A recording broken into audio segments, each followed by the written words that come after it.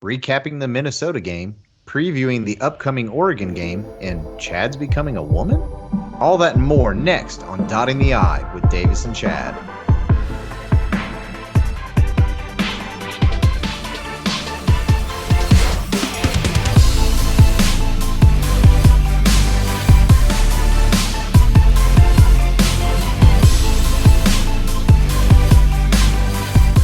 Hello, everyone, and welcome back to Dotting the I with Davis and Chad. This is Davis actually doing the intro this time, which I'm sure is probably a little bit new for those of you that have heard us before.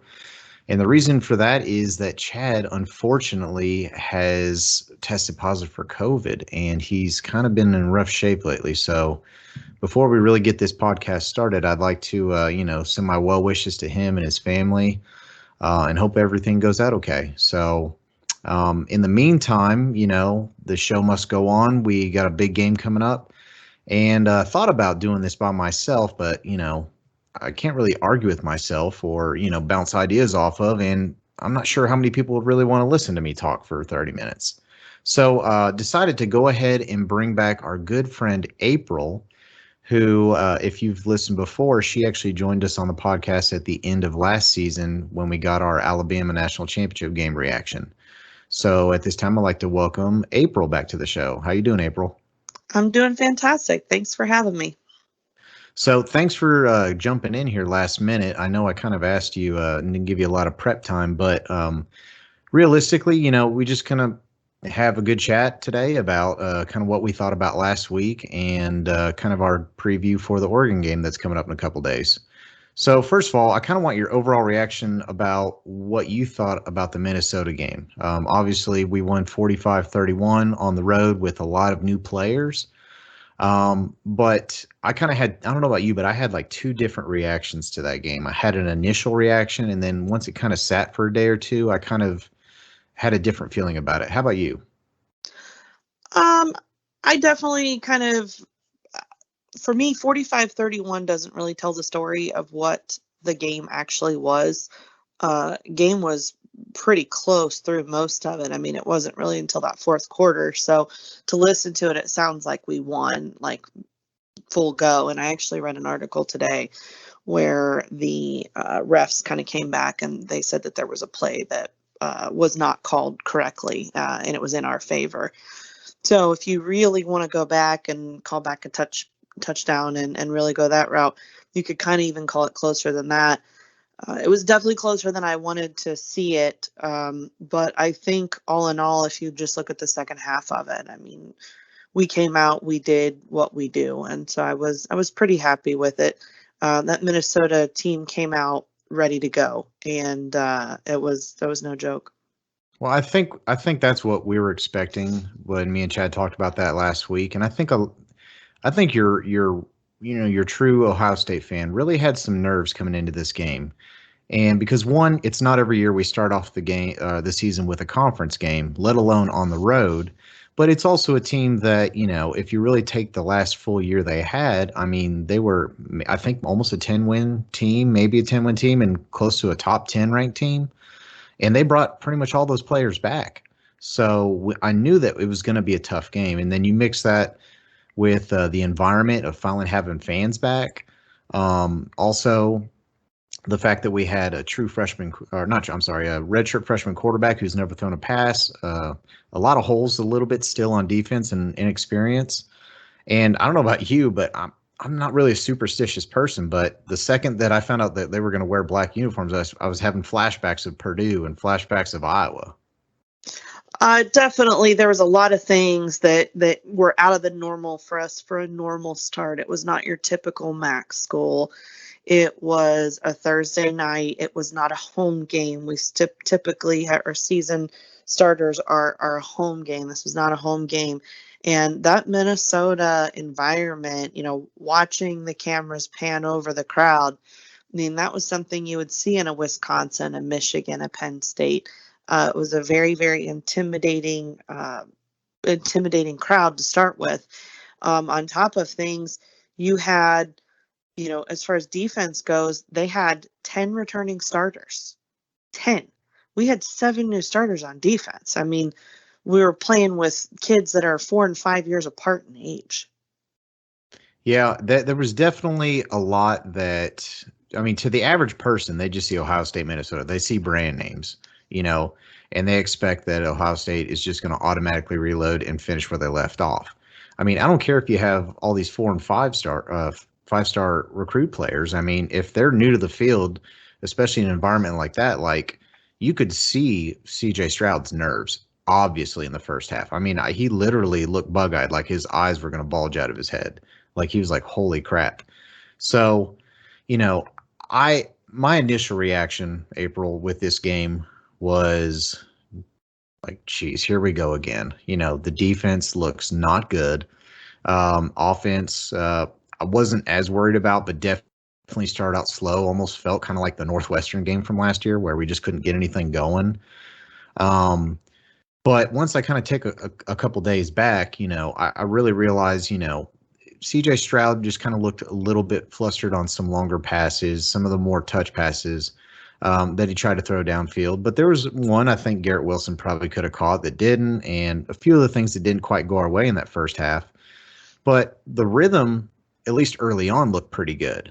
And obviously the running backs, I mean, Mayan Williams, who we thought would probably start, at least me and Chad had talked about that. He looked really good, and so did the true freshman Travion Henderson. What do you think about the running backs? I thought that the running backs, I thought that they could have been a little stronger. I don't think our run game was really there.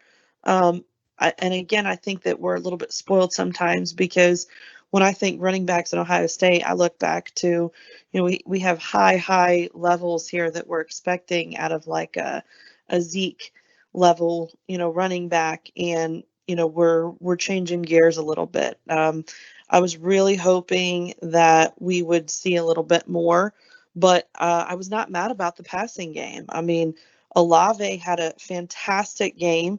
I think the offense as a whole looked really good. It's a very, very complete thing.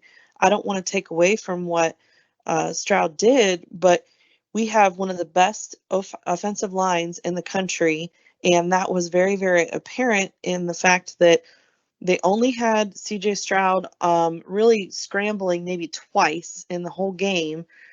He was not sacked. He was not really hit. I mean, he had it pretty easy as far as a quarterback goes. And then on top of that, you have all of the the depth of our offensive team. Ruckert, I'm a big fan of the tight end setup. I like that it's coming back. I like that we're doing it. Ruckert had one or two nice catches in there, but on top of that, if you watch some of the runs, there was some really nice blocks. Olave's last touchdown, his second touchdown, Ruckert had a big block for him. If you look at Trayvon Henderson's run, there were 3 blocks. I mean, 3 blocks. Any one of those blocks didn't happen, it would have stopped him from getting that touchdown. So I think that the depth that our offense has is really big versus you look at a one-dimensional offense like Minnesota that basically just has a really good running back. And I'm going to agree with you fully, pretty much on the offense, and I think that's probably the way that most people feel. Is that I know they got off to a little bit of a slow start, but we know all the weapons are there. We know we have depth, and CJ Stroud doesn't really have to do anything amazing. He just needs to be a solid quarterback. We don't need him to be throwing the ball everywhere like Dwayne Haskins. He doesn't need to be running the ball like JT Barrett. He just needs to be a solid quarterback. He just basically needs to get the ball to the weapons that we have and let them do that. So I think a lot of the play calling, at least early on that I saw, was trying to do that. And eventually in the second half, some of the the bigger plays opened up for us that I think could have been maybe set up a little bit in the first half that helped as well. The only thing I think that doesn't get mentioned a lot, especially with the offense, is you realize we scored 45 points off of 48 plays. Like, that's absolutely ridiculous. Like, we only had 48 plays in the entire game on offense. Like, that's probably the lowest Ohio State has had in years. I mean, Minnesota had a great game, a game plan to try to, eat up some clock and try to run the ball on us, and they executed quite a bit of what they wanted to on us. But, if you really think about it, I mean, we scored almost, a point per play, and that's unheard of. Yeah, I didn't realize that. I mean, that's really impressive if you look at it that way. Yeah, so I think we're good on the offense, and I'm excited. We'll talk about our preview in Oregon here in a minute, but I think where we're going to differ a little bit, and I know for sure where me and Chad differ, is about the defense. And I will say that my initial reaction was that this is crap. It looks terrible. Again, DBs not getting their head turned around, or they're getting flagged for pass interference calls, missed tackles. Um, I think we got a little bit more speedy on defense, it looked like initially, but there were still a lot of the problems there. And especially the defensive line didn't get to the quarterback as much as I would have hoped. So that was kind of my initial reaction. But um, once I kind of gave it a few days, I actually went back, watched some highlights and everything. I saw a lot more good than I saw bad. And I'm a lot more hopeful than I guess I was, because there's a lot of factors that I'll explain here in a minute why I think that. But I want to hear what you think initially about the defense. Um, I think that the defense is definitely a weaker point for us. If you go back prior to Urban Meyer, I think that we put a lot into our defense. We had some really, really amazing defenses from like 2005 to 2014. And once you brought Urban in, he's really focusing on our offense. And I think that our defense is lacking. And it's really just kind of started to go down. I don't think our defense is bad. I just don't think our defense is like top level, top tier defense. Realizing that you have 7 new starters out of 11 people, I mean, that is huge. That is a ton. They did have one really, really good play. It was the block, and then they did the fumble return. Haskell Garrett, the big man tackle or big man touchdown that everybody's talking about. That's the kind of play that you pull out of everything that the defense could and couldn't do, and you go, wow, this is the defense that I want to see play. But the defense that I don't want to see play is the one that couldn't stop Mo from running. I mean, if we can't stop a running offense, we're going to really, really struggle through this season. I mean, it's going to be a really, really rough season if we can't figure out how to stop that. And I'll slightly agree in the fact that, yes, we have a big problem with stopping the run. But I think you also have to understand, again, that we had a lot of new players, including the entire linebacking core, which is obviously a big part of, stopping the run. The defensive line did pretty decent, I thought, but they were, if you actually watch a lot of the bigger running plays, they went outside they didn't go up the middle. They kind of, got all the blocks to kind of push off to either the strong or weak side, and then you snuck it around to where a linebacker should be filling that hole on the edge, or someone should be holding the edge, and they didn't. So I think some of it is just plain inexperience with that. But, I like that we did get more pressure, and obviously we saw a couple sacks, including that strip sack. But with the defensive backs, I mean, we're missing Seven Banks and Cam Brown, who would be both starters. And we had 2 guys back there. Heck, we had the first guy, I can't even remember his last name. He's the first touchdown that they threw on us. It was like a 10, 12 yard, pass to the corner of the end zone. And our defender was in good position, but just never got his head around and never got his hands up. And then after the play, I'm like, who in the hell is that? And it was number 4 is all I remember, and he's got longer hair. And I was like, I've never even heard his name. And I usually stay pretty close to, keeping up with the team and the players and, who's coming up. And I've never even heard of this guy. So we were decimated in the defensive backfield. I mean, we even had a true freshman and Burke that was playing. I mean, he's fresh out of high school, and he's getting put on an island against some. I don't care even if it is just Minnesota receivers. They're still Big Ten receivers, and these players are a lot older. I mean, some of these kids are 3-4 years older than he is, and have been in a D1 college program for that long training. So there was a lot of missing pieces, and there was still some pretty good defensive plays that happened in that game. So I'm looking at this more like we definitely did not have our A team in there. and the ones that were very inexperienced. So I really think that the defense is going to get a lot better. I think we're going to have a better defense than last year. I know this was a bad sample, possibly, but you got to think again who we had in the game and what the circumstances were. Um, I mean, do you agree with that? That you think we're going to get a lot better, or you're kind of more with Chad that you think we're just going to struggle most of the year? I'm a little bit frustrated because when you look at the two programs. As an Ohio State program, and you can call it spoiled, you can call it entitled, you can call it whatever you want. We have one of the top 5 programs in the country as far as a football team goes. Minnesota is part of like a top maybe 50. There's a big Hey, difference between they 5 won and the 50. national title back in the 1950s. But my point is, we had problems tackling. Even the coaching staff admitted that we had problems tackling. That's a problem. When that's a basic thing that shouldn't be a problem for us. And that was a problem, was tackling. That was something they decided they were going to go back and work on this week before the next game. So I'm optimistic that they'll work something out. But as the season progresses and we hit what will be much better running games than Minnesota brought, we could really struggle. I don't know if we'll make it. Well, I don't know. Like I I agree to some of what you're saying, but overall, I just think that yeah, okay. So let me put it this way then. So when's the last time we had a really good defense?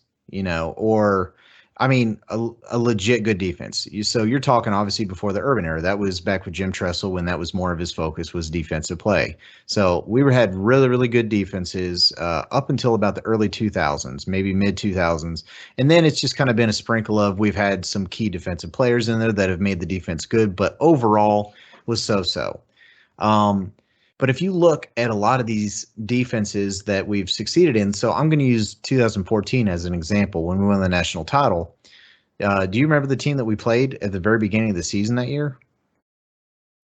It wasn't Virginia Tech, even though we That's what did I lose was that thinking. game. It was No, Virginia Tech, 'cause that's who we lost to. Who was it? no, it was Navy. So in the Navy game, if you remember, we only won that game by like maybe 10 or 13 points. I mean, we're like a 20-point favorite in that game and didn't look that great. And then turn around also and, get ate up by Virginia Tech. And that was a work in progress early on in that season. And lo and behold, we ended up having a pretty good season with Joey Bosa at the helm and some key players in the defensive backfield as well that ended up, being a national championship team. Now, again, I will agree that that still wasn't, some of our best defense, but that's where we are in this day and age with the Well, kind of the offense that we have. We don't need to have that 90s, early 2000s defense where we're going to keep them, 13 points or less. Like if we can keep them out of the mid 20s, on average, or even if we keep them below 30, Ohio State's going to get 30 or more on almost everybody. So to go back to the 2014 season, though, there was a whole other side of that, which was the offense, the ever-changing offense. I mean, you had Miller basically getting hurt, I want to say in early August or something like that. So there was a whole other piece there that went into that. I would at least to see a breakout player. I mean, could we get a Chase Young? Could we get somebody on defense that is just that person that is going to be the person that is a formidable opponent that people are terrified, that people are talking about, and I would feel a little bit better. I'm hoping to see I mean, both the defense and the offense. I would like to see them both kind of progress through the season and see how things go. But uh, I don't know. It's so tough because it was such a weird start to the season. It's not what we were looking for. We love those max starts where we get to go stomping on people and put 50 points up and they maybe get a touchdown. And we just didn't get that. See, and I think that's where that's another important point that I think people overlook too is that we're so used to starting the season with almost a cupcake, Florida Atlantic or Oregon State.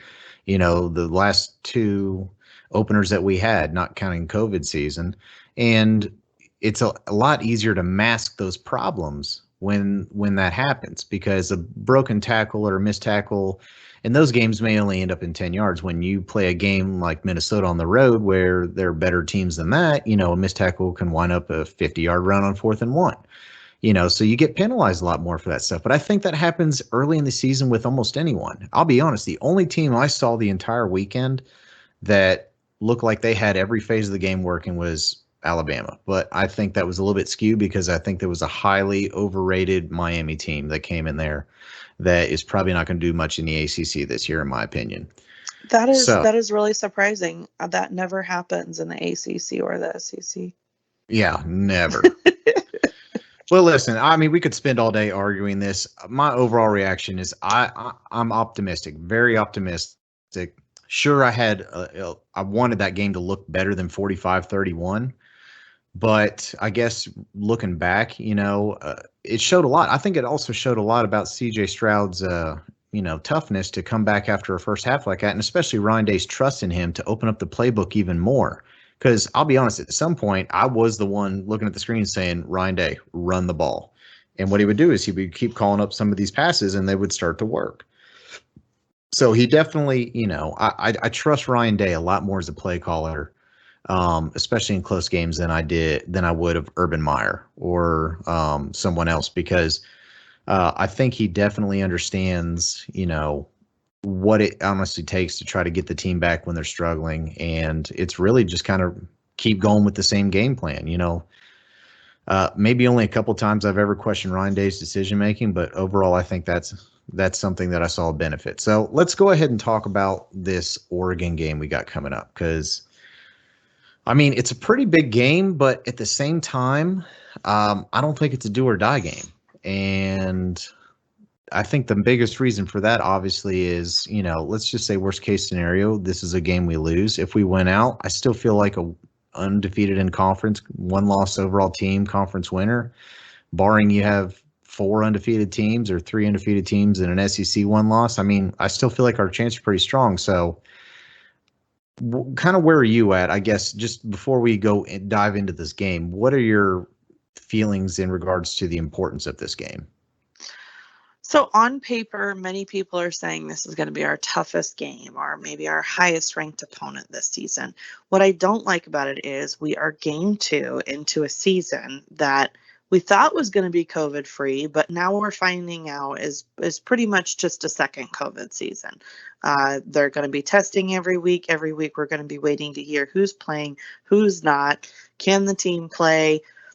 Can they travel? Who's going? What are the local COVID precautions, and are they allowing fans in the stands, or what it may be? So we have no idea where this season's going to go. On a normal season, it would be so tough because you could sit here and say, oh, look at Oregon. They're ranked, I think they moved down to 13 or something. I think they went from 12 to 13 after their squeaking by last week against Fresno State. But you could look at it and go, look at them. They're the 13th, and then 3-4 games from now, they could drop out of the top 25.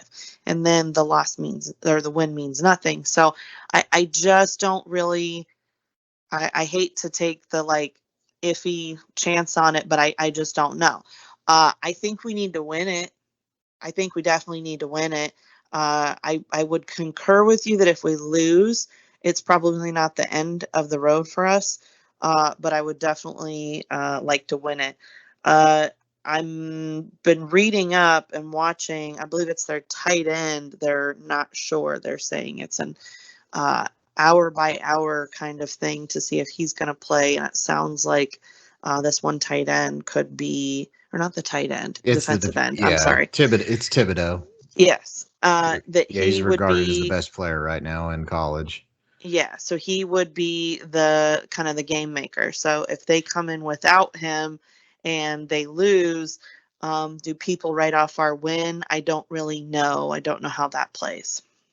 So even though I said the importance of the game may not be there, I might backtrack a little, because I guess the more I think about it, if you really, I mean, I'm sure if we're talking about overall where are we at the end of the year based upon our record, but I guess this game is actually pretty important because we need to see some massive improvement. And I know it's another tough opponent.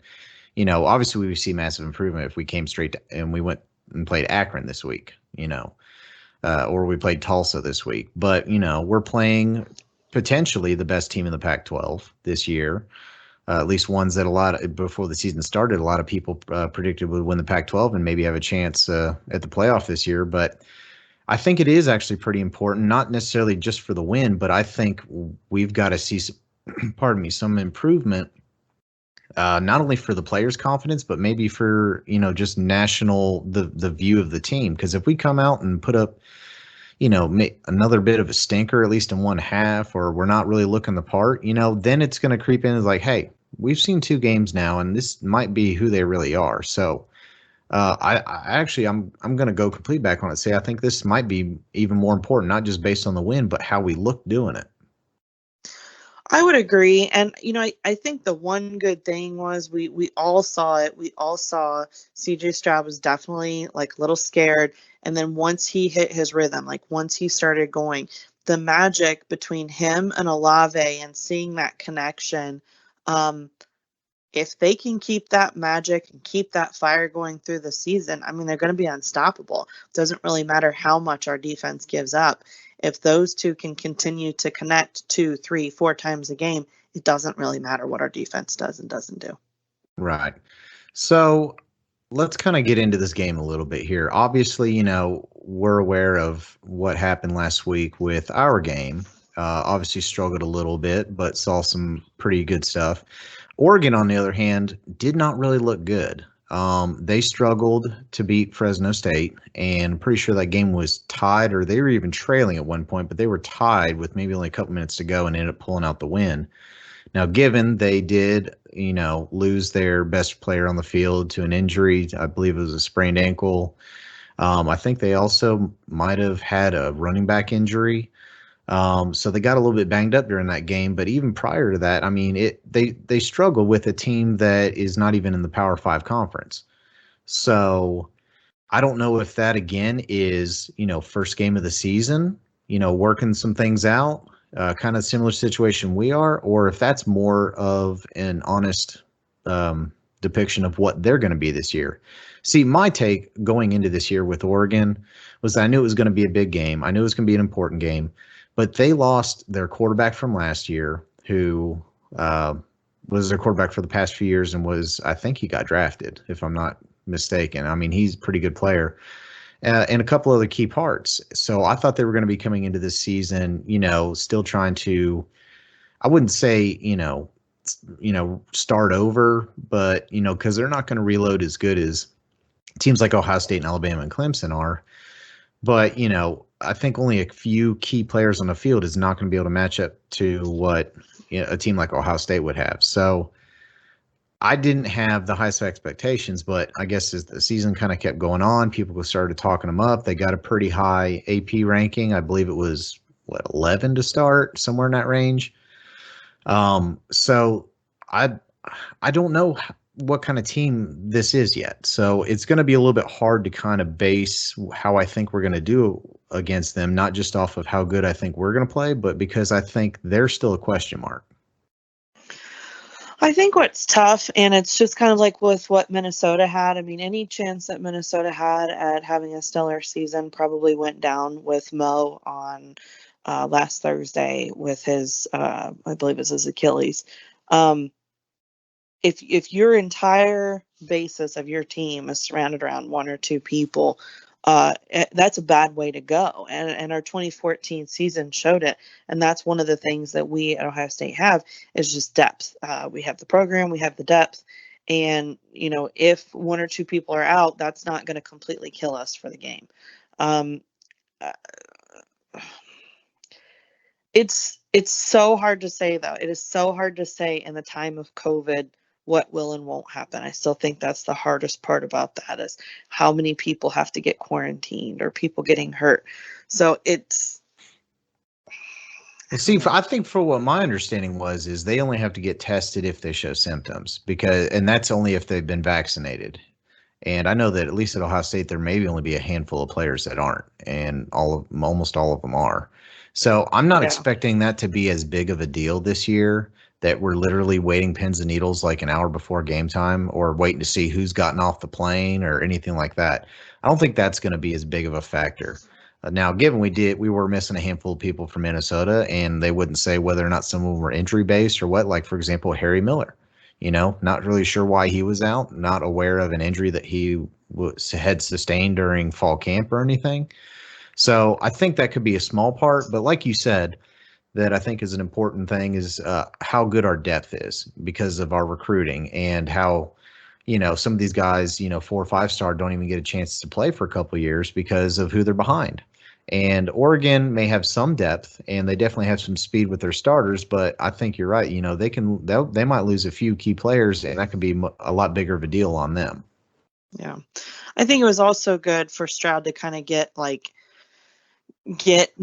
jitters out, be done with it. He already, throw the pick, be done with it, move on, get hit, go through those things and understand that it's okay. You're going to be fine on the other side, and just start doing what he does. The one thing I didn't like that we didn't really see much of last week was the scramble. You could tell he was definitely clamming up more, and I'm hoping we get to see him just move a little bit more this week, feel a little bit more effortless in his actions.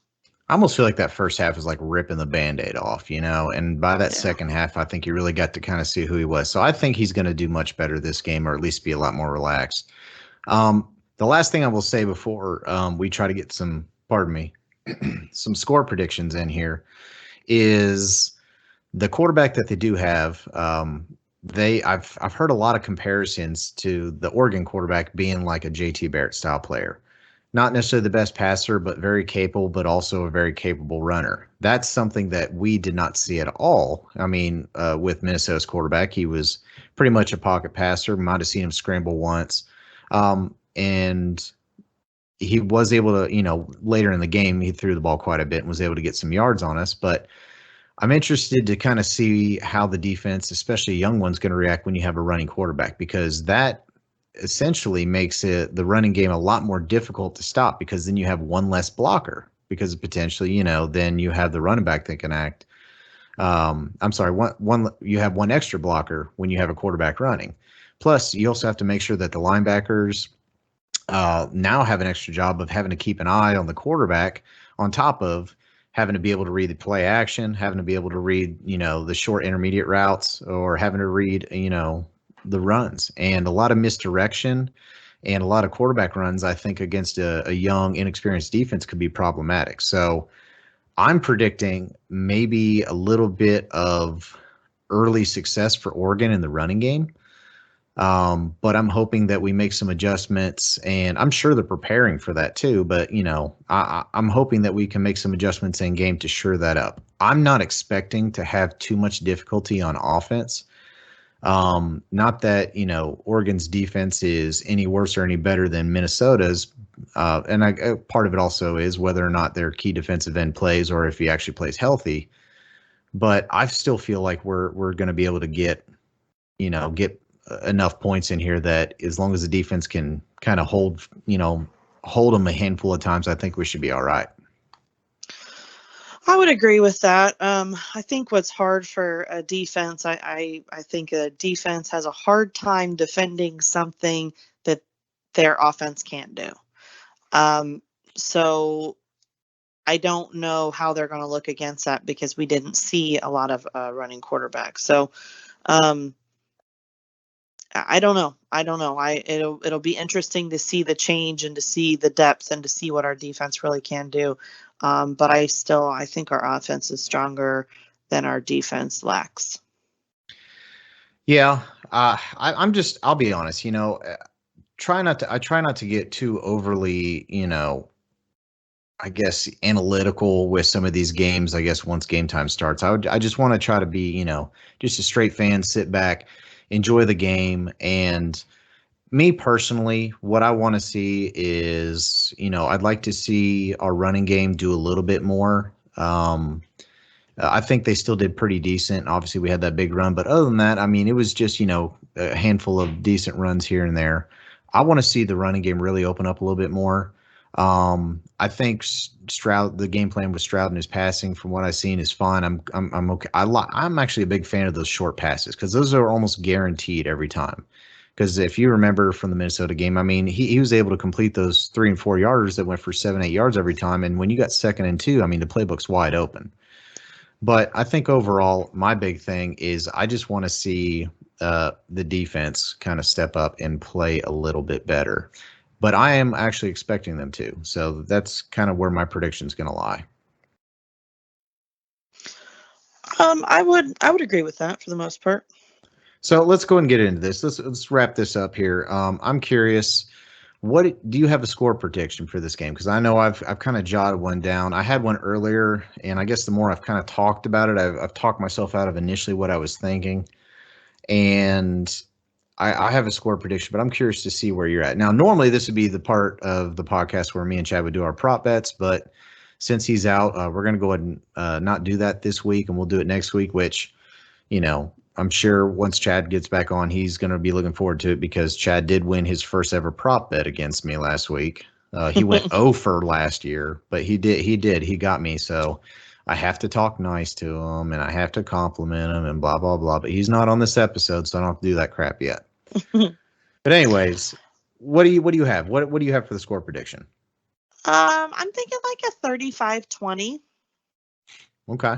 35-20. And Yeah. you're seeing any particular reason why you're kind of 35-20? I mean, I think the spread's about 13, so you have us covering the spread. Yeah. I think the game's going to be closer than we would like it to be. I think the second half, and that's where the second half is where you see the difference in the programs. You see the difference in the coaching. First half, I mean, teams come out electric, but second half is where you see what programs are really made of, and I think second half we're going to run away with it. Okay. So I actually have this game at 42-24. And of course, I agree. I think we will cover the spread. And I think we're going to cover the spread a little more easily this time. I don't think this is a 42-24 that felt closer. I have a feeling that with hopefully a packed Ohio Stadium. I mean, last time I saw a couple days ago, they still had 10,000 tickets available. But hoping we get at least 100,000 in the shoe Saturday. I really feel like these players are going to be amped because this is the first time in like 600 days that Ohio Stadium has been packed. So I think everyone's going to be hyped. I think it's going to be a tough environment for Oregon. I think we're going to be noisy. We're going to, they're going to have some difficulty with some young players on a big road game. Plus, I mean, the Pac-12 does not typically do well when they have to travel east, especially early in the season. I mean, there was some stat where they're like 5-47 since like 1993 against ranked teams, Well, it's and of also, course, go I'm ahead. sorry, it's also going to be 9 o'clock in the morning here for them. Exactly. I mean, that and they even threw up the stat, which I think the stat's stupid every time they bring it up, but, an overall record against a certain team, which right now Ohio State has won that 9-0. Like Oregon has never beaten Ohio State. So I think those are kind of silly. I mean, every year is independent of itself, in my opinion, but I do agree in the fact that it's really hard for a West Coast team to travel all the way across country and then get readjusted for those 4 hours that they've lost or 3 or 4 hours that they've lost. So, but anyways, yeah, I see it 42-24, and I think we come out of the gate swinging. I say we have almost a 3-score lead by the end of the third quarter and maybe a junk score by Oregon late to try to tighten it up a little bit. So that's kind of where I'm at. Can we just take a moment to relish in the last time that we played Oregon and Marcus Mariota cried? Absolutely. I remember when Joey Bosa, he didn't get the sack, but Mariota got rid of the ball, but he like landed right on top of him and he had to come out for a play. No, but I'm excited. It's going to be a good matchup, I think. But obviously, I think Ohio State is going to flex their muscles and show their depth and show that we have some of the best playmakers on offense in the country. And hoping we get more than 48 plays this time. That's for sure. But anyways, April, I really wanted to thank you for filling in on such short notice. Again, we just want to have our thoughts with Chad and his family. Hopefully they kind of get through this tough time, and hopefully we get to hear him back soon. Yes. Thank you very much for having me. All right, guys. And as always, remember, you can always hear us on Spotify, iTunes, iHeartRadio, Amazon Music. I post these on YouTube. Don't be afraid to go check out our Facebook page. Give us a comment, give us a like, and definitely interact more, guys. We'd love to hear from you. Love to hear maybe stuff that you like to hear or things that you like that we can add onto the podcast. We also got stuff that we post on Twitter as well. So just stay in touch with us and let us know how you think. So as always, go Bucks. OH. Ayo.